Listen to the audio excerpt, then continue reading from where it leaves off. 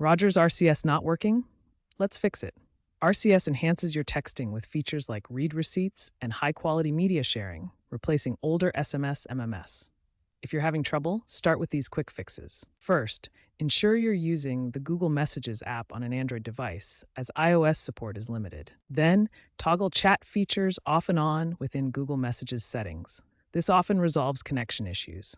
Next, perform a carrier services reset via your phone's settings menu, usually under General, then Reset or Network Settings.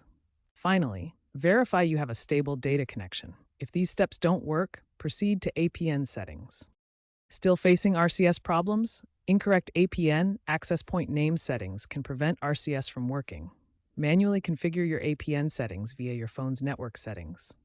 Ensure they match Rogers specifications. APN, just at APN, the MMSC, mms.rogers, double check for typos. If manual APN configuration doesn't resolve the issue, contact Rogers support directly. There may be a network-specific problem or an issue with your account. Also, keep your Rogers app updated, as they introduced an RCS hub to manage settings directly.